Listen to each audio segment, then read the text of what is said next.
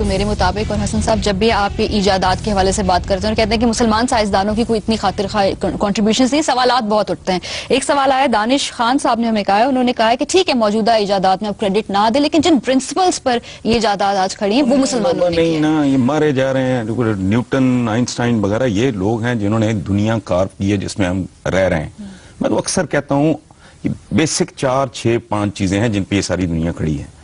ٹھیک ہے, جہاز ہے, آٹوموبیل ہے, گاڑی شاڑی ہے, ریل ہے, فون ہے, کمپیوٹر ہے, ٹی وی ہے.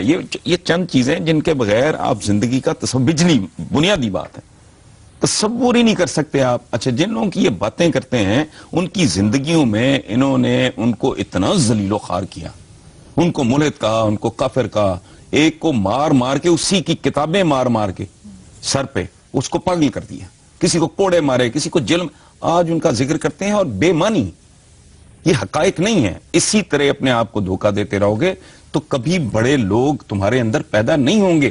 1.5 ارب مسلمان اس حالت کو اسی لیے پہنچا ہے کہ بی ایٹ دا بیسٹ, ماضی پرست, پدرم سلطان بو. تو بھائی let's talk in terms of today, اپنا آج دیکھو بس. وہ دیکھیں نا خبر جو سامنے آئی سعودی عالم کے حوالے سے, اس نے کہا جی عورتوں کی ڈرائیونگ سے نسوانیت کا خاتمہ ہوگا, جسم فروشی, طلاق کی شرح میں اضافہ. کہاں لے کے جا رہے ہیں, دنیا کہاں جا رہی ہے؟ ہے یہ دیکھیں نا, اگر عورت کی ڈرائیونگ سے یہ ہوگا تو عورت پھر جب ہارس رائڈنگ کرے گی, اونٹ پہ بیٹھے گی, پھر کیا ہوگا؟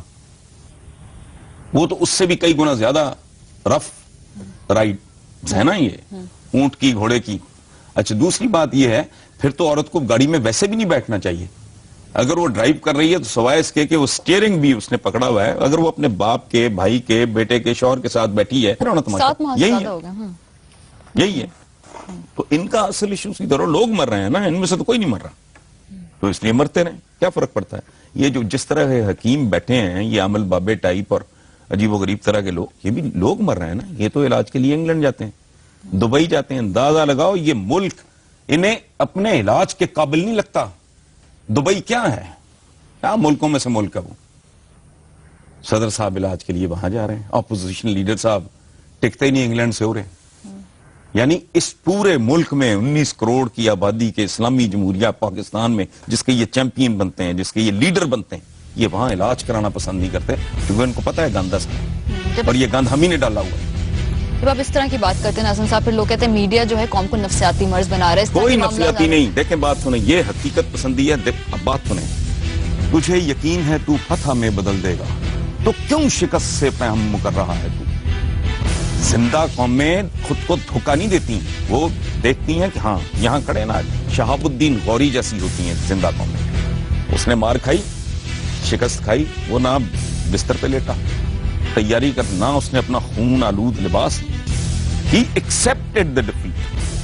اگر آپ شکست نہیں مانو گے تو پھر آپ اپنی کمزوری, اپنی کجی, اپنی خامی کو رفع کیسے کرو. ایک بچہ اگر یہی ماننے کو تیار نہیں کہ اس کی 3rd ڈویژن آ رہی ہے مسلسل, تو کیسے خود کو امپروو کرے گا. آپ اپنی بیماری کو تسلیم ہی نہیں کر رہے تو آپ علاج کیسے کرائیں گے. اس میں ڈپریشن کی کوئی وجہ نہیں. قومیں برے برے حالات سے, بہت ہی بدتر حالات سے بھی گزرتی ہیں. مضبوط ہوں, لیکن سفر یہاں سے شروع کریں کہ یس یہ میرا بازو کمزور ہے, مجھے اس کو مضبوط بنانا ہے. اگر آپ مان نہیں رہے تو امپروو آپ نے خود کرنا ہے. پوائنٹ پہ پروگرام کا وقت بھی ختم ہوتا ہے. ہم